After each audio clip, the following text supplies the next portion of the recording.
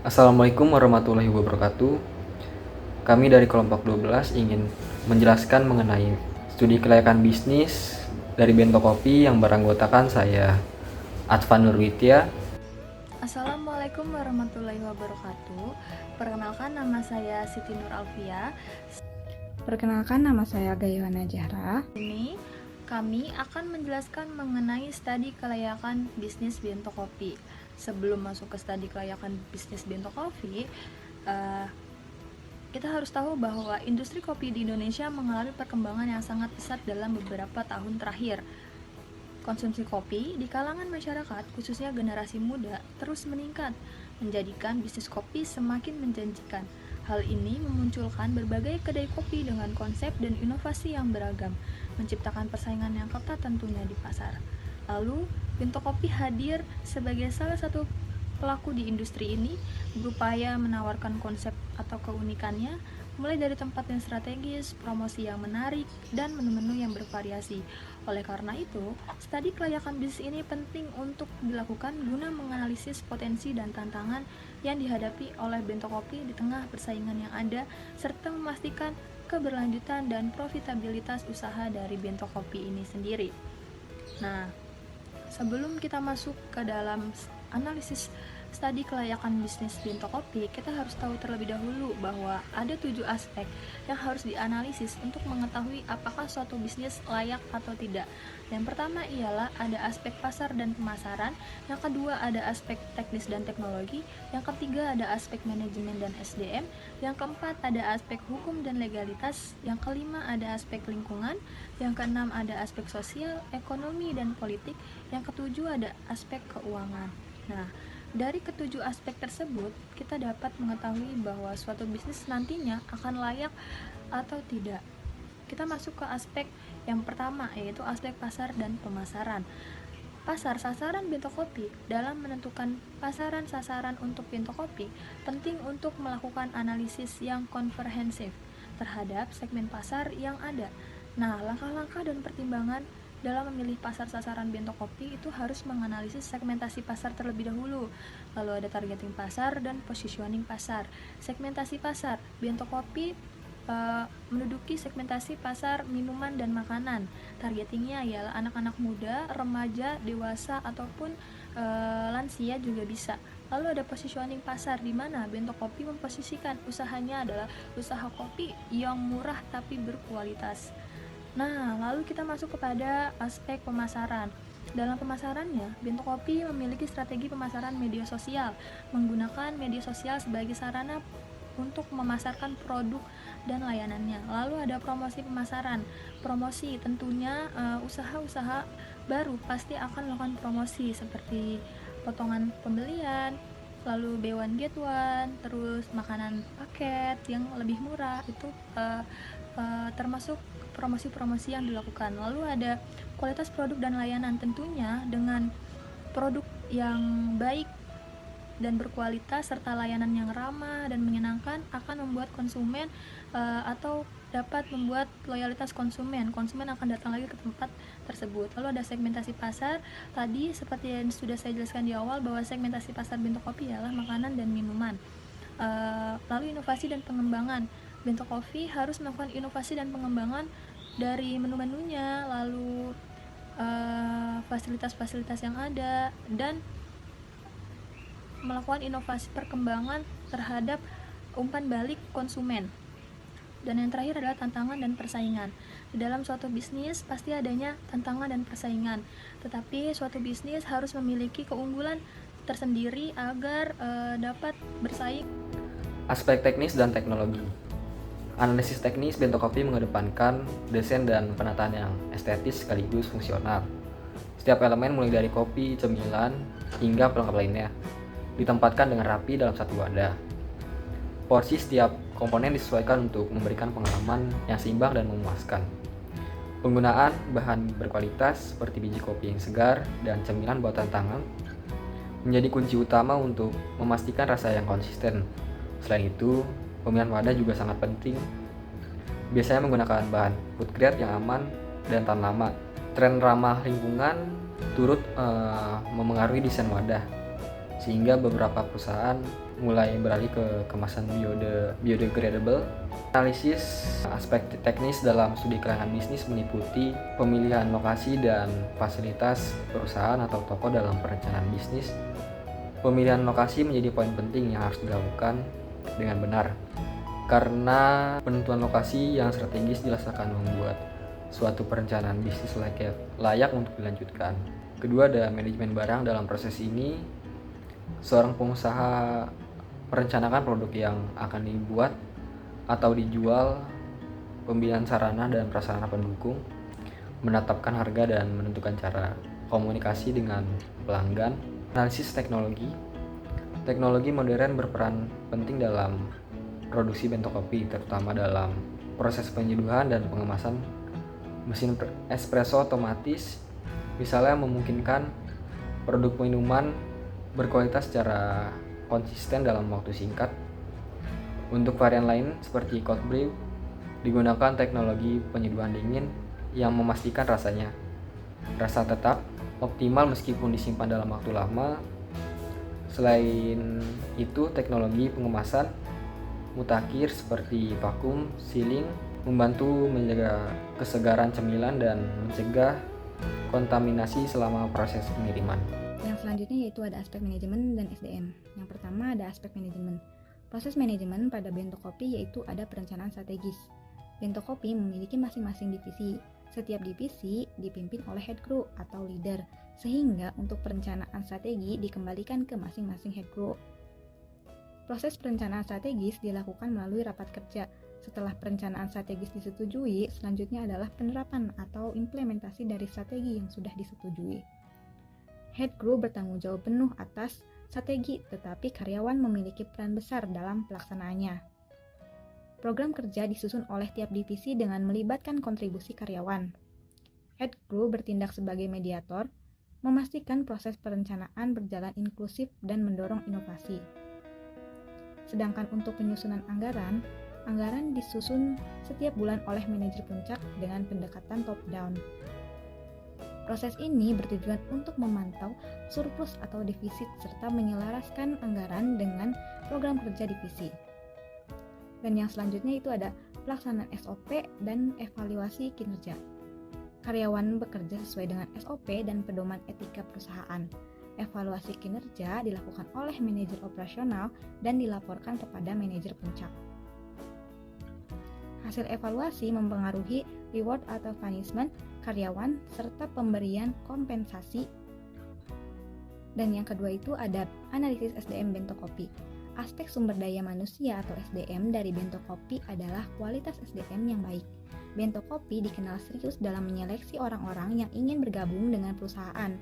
Mereka mencari orang yang benar-benar mampu dan memiliki keahlian di bidangnya. SDM adalah kemampuan terpadu antara daya pikir dan daya fisik yang dimiliki seseorang. Dalam konteks perusahaan, SDM merupakan pilar penting yang dapat menentukan keberhasilan atau kegagalan organisasi.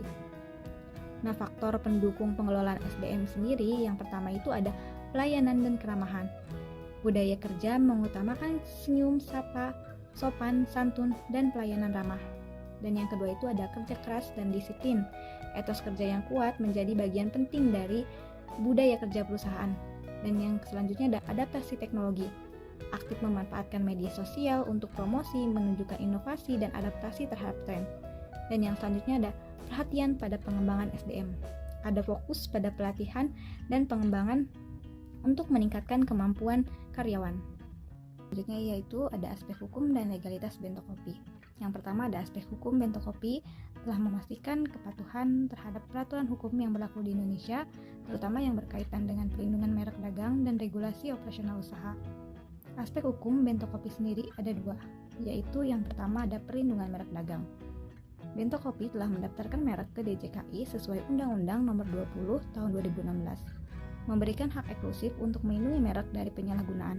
Pelanggaran dapat ditindak secara hukum melalui gugatan ke pengadilan niaga. Jadi, dalam kasus pelanggaran merek, pemilik merek dapat mengajukan gugatan hukum yang meliputi ganti rugi atau tuntutan pidana terhadap pihak yang melanggar. Yang selanjutnya yaitu ada sanksi atas pelanggaran. Jika ada pihak lain yang menggunakan nama Bento Kopi tanpa izin, langkah hukum yang dapat diambil meliputi penggunaan merek tanpa izin dapat dikenai denda atau hukuman pidana, dan pengajuan gugatan dapat dilakukan ke pengadilan niaga. Dengan pelindungan hukum ini, Bento Kopi dapat menjaga keutuhan mereknya, baik dari segi identitas usaha maupun citra di mata konsumen. Yang selanjutnya yaitu ada aspek legalitas. Bento Kopi harus memenuhi berbagai persyaratan legalitas yang mencakup izin usaha, sertifikasi, dan perpajakan. Yang pertama itu ada izin usaha, memiliki NIB, TDUP, dan izin lingkungan atau IMB dan HO jika diperlukan. NIB sendiri atau nomor induk berusaha. Bento Kopi telah memiliki NIB yang diperoleh melalui sistem online single submission atau OSS.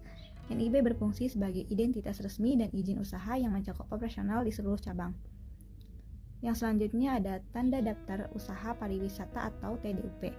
Sebagai bisnis KP, Bento Kopi diwajibkan memiliki TDUP sesuai dengan Peraturan Menteri Pariwisata Nomor 10 Tahun 2018. Dokumen ini menunjukkan bahwa usaha telah memenuhi standar operasional di bidang pariwisata. Yang selanjutnya ada izin lingkungan. Untuk gerai-gerai fisik, Bento Kopi memastikan kepatuhan terhadap peraturan lingkungan setempat, termasuk izin mendirikan bangunan atau IMB dan izin gangguan atau HO jika masih berlaku. Dan yang kedua itu ada standar kesehatan dan keamanan. Ada sertifikat layak sehat atau SLS dan pelatihan higien karyawan. Nah, sertifikat layak sehat atau SLS sendiri, Bento Kopi memastikan bahwa semua produk makanan dan minuman yang disajikan telah memenuhi standar kesehatan yang ditetapkan oleh Dinas Kesehatan. Nah, yang selanjutnya itu untuk pelatihan higien dan sanitasi. Karyawan yang menangani produk diwajibkan memiliki pelatihan tentang higien dan sanitasi yang menjadi syarat dalam memperoleh SLS. Dan yang ketiga itu ada perpajakan, membayar PPH, PPN, atau jika omset lebih dari 4,8 miliar per tahun, dan pajak restoran. Bento Kopi mematuhi peraturan perpajakan yang mencakup yang pertama itu ada PPH. Sebagai entitas usaha, Bento Kopi membayar pajak penghasilan sesuai dengan omset tahunan. Yang selanjutnya itu tadi ada PPN, pajak pertambahan nilai. Jika omset usaha melebihi 4,8 miliar per tahun, usaha diwajibkan memungut dan menyetorkan PPN. Dan yang selanjutnya itu ada pajak restoran. Di beberapa daerah, pajak restoran dikenakan untuk usaha makanan dan minuman dengan tarif yang bervariasi berdasarkan peraturan daerah. Dan yang keempat itu ada kemitraan. Memenuhi legalitas waralaba, termasuk pendaftaran perjanjian dan prospektus penawaran. Aspek lingkungan, Bento Kopi memiliki lokasi yang strategis di area kampus seperti Universitas Ahmad Dahlan. Lokasi ini memberikan keuntungan dalam hal aksesibilitas bagi konsumen, terutama bagi mahasiswa dan staf kampus. Namun perlu diperhatikan bahwa lokasi yang ramai juga dapat menimbulkan potensi masalah lingkungan seperti kebisingan dan pengelolaan sampah. Yang kedua ada pengelolaan limbah. Sebagai kedai kopi, Bento Kopi menghasilkan limbah organik seperti ampas kopi dan limbah cair dari proses pembuatan minuman. Penting bagi Bento Kopi untuk memiliki sistem pengelolaan limbah yang efektif dan ramah lingkungan. Hal ini dapat mencakup pengomposan ampas kopi untuk digunakan sebagai pupuk, pengolahan air limbah sebelum dibuang, penggunaan bahan-bahan biodegradable untuk kemasan. Yang ketiga ada efisiensi energi untuk meningkatkan kelayakan bisnis dari aspek lingkungan. Bento Kopi perlu mempertimbangkan efisiensi energi dalam personalnya. Ini dapat meliputi penggunaan peralatan hemat energi, pemanfaatan pencahayaan alami, implementasi sistem manajemen energi. Yang keempat ada limbah kopi. Khususnya ampas kopi memiliki potensi besar untuk didaur ulang menjadi produk yang bermanfaat. Dengan teknologi modern, ampas kopi dapat diolah menjadi pupuk organik, bahan bakar, biobriket atau bahan dasar produk kecantikan alami. Pendekatan ini tidak hanya mengurangi limbah yang berakhir di tempat pembuangan, tetapi juga memberikan nilai tambahan pada limbah tersebut. Dengan mendukung konsep zero waste, Bento Kopi mampu menciptakan model bisnis yang berkontribusi positif bagi lingkungan.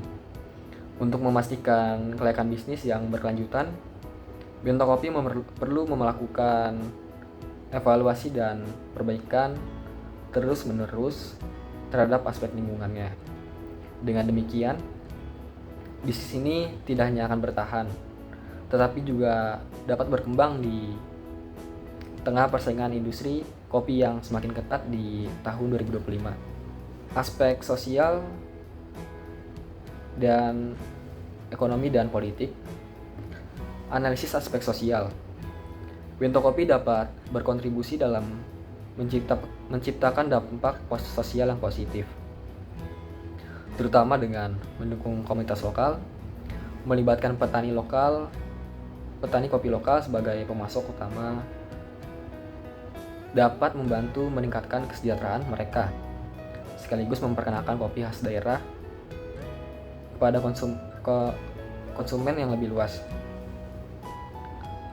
Selain itu, program pelatihan bagi karyawan dalam bidang penyediaan kopi atau manajemen bisnis dapat memperdayakan masyarakat sekitar dan membuka lapangan kerja baru. Dalam jangka panjang, Bento Kopi juga dapat menjadi media edukasi tentang budaya, minuman, kopi yang berkelanjutan dan menghargai produk lokal. Di sisi lain, Bento Kopi memiliki potensi besar untuk mendukung gerakan sosial yang lebih luas seperti kampanye gaya hidup sehat atau pengurangan limbah dengan menyediakan opsi kemasan yang ramah lingkungan dan bekerja sama dengan organisasi lingkungan. Bisnis ini dapat membangun kesadaran masyarakat akan pentingnya menjaga lingkungan.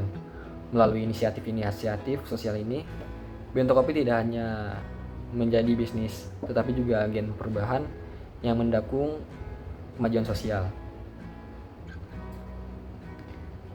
Analisis aspek ekonomi.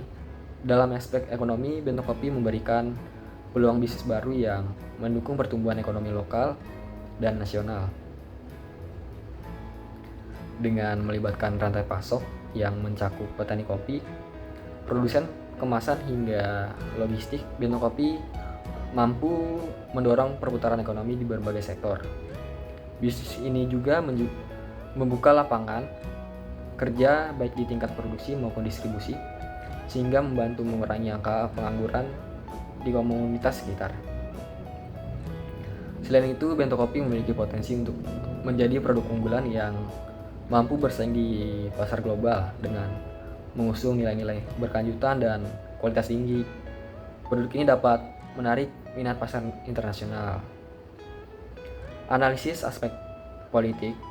Dari sudut pandang politik, Bento Kopi dapat mendukung kebijakan pemerintah terkait pengembangan sektor agribisnis dan UMKM, di sertifikasi fair trade dan bantuan kepada petani lokal, diintegrasikan dalam operasional bisnis, mendukung agenda pemerintah dalam meningkatkan kesejahteraan petani dan memproduksikan produk lokal dengan mengikuti regulasi tentang lingkungan seperti pengurangan plastik sekali pakai. Bento Kopi juga memperlihatkan dukungan terhadap kebijakan berkelanjutan regulasi pemerintah. Bento Kopi harus memperhatikan yang pertama tuh ada peraturan terkait izin usaha dan standar keamanan pangan. Yang kedua ada kebijakan pemerintah mengenai UMKM dan industri kopi.